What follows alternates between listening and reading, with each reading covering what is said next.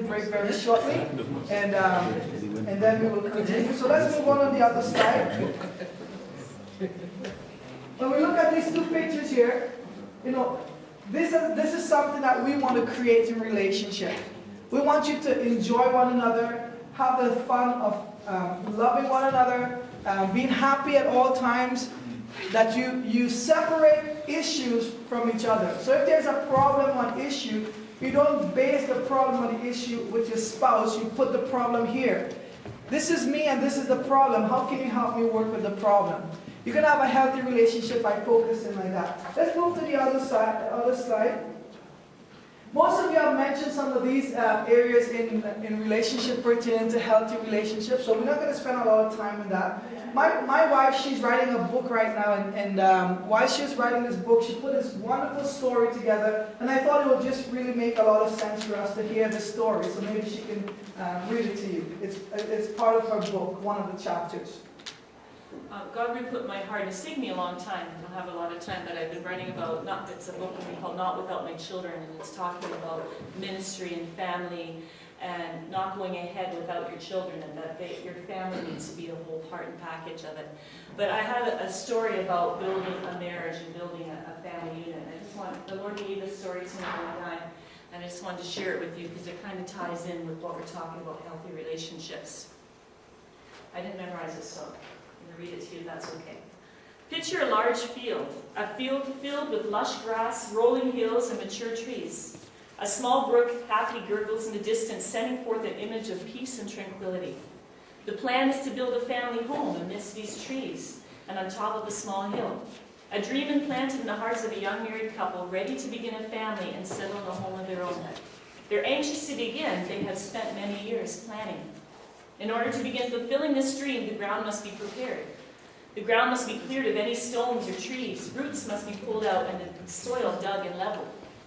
During the preparation, this young couple decided to ask advice from other couples who had also built their own homes.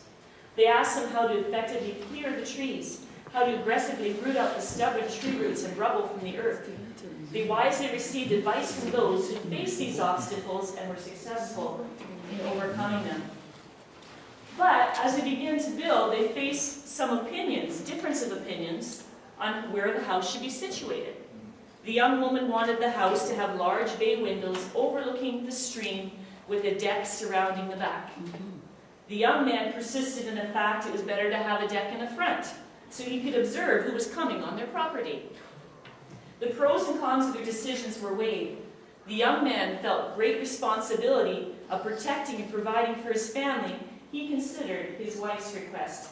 The young wife, with her nurturing instincts and gift of creating a peaceful and happy environment for her home, also considered her husband's. Both had great ideas and giftings working inside of them, but in order to have these gifts work properly, they had to find a way for their ideas to work together. They had some obstacles in their building plan, which most of us experience in one form or another, a difference of opinion. As I mentioned earlier, the young man wanted the deck in the front. He wanted the assurance he could see if trouble was coming.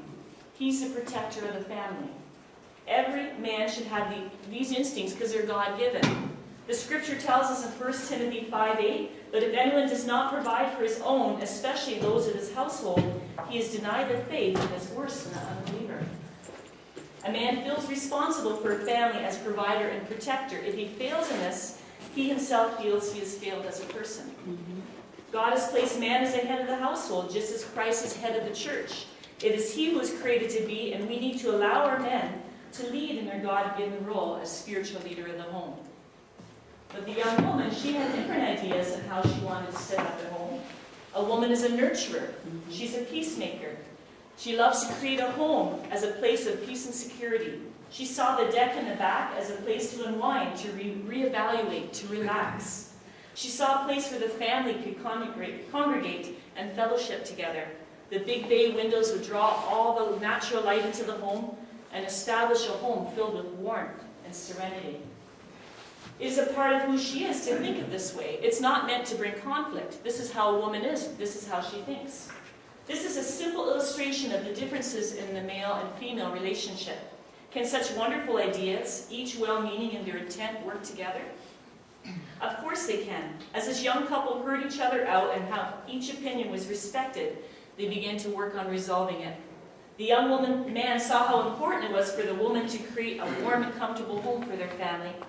He suggested maybe they can build 2 decks, a small one for the front and a larger one for the back. The young woman was warmed by his suggestion and made a suggestion of her own. She suggested they take time in the morning to have their coffee on the front deck together and have a large window facing the front so they could see who was coming onto their property. They were both happy with their decision, and when they finished building their home and were settled in, they woke up the next morning, decided to try out their front deck and have coffee together. They came outside, and to their delight, they realized that the sun rose in the front of the house in the morning so they could watch the sunrise together. As they praised God together for His amazing love for them and the beauty of the sunrise, they began to understand His goodness.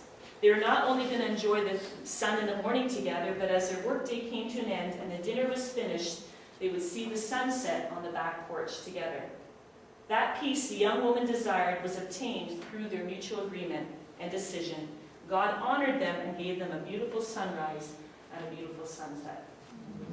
That really talks about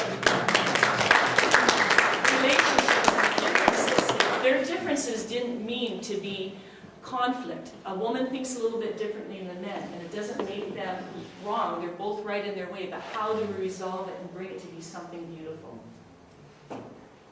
Good story. When I first heard it, I thought, wow, it's really powerful how God can just give us inspiration to see the clarity of how each other thinks, and yet